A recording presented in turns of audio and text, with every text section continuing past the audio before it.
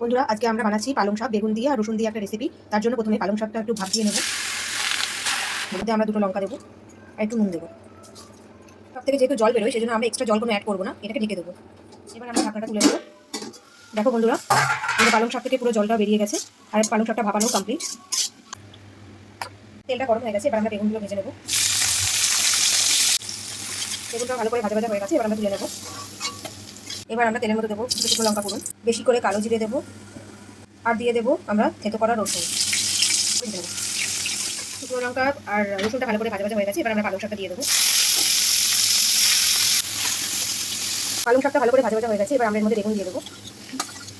তারপর এর মধ্যে একটু মিষ্টি দিয়ে দেবো যাতে স্বাদটা ব্যালেন্স হয়। আমরা নুন দিলাম না, কারণ ভাপের সময় আমরা নুন দিয়েছিলাম। তোমরা নিজেরা নিজেদের স্বাদ মতো নুনটা দেবে।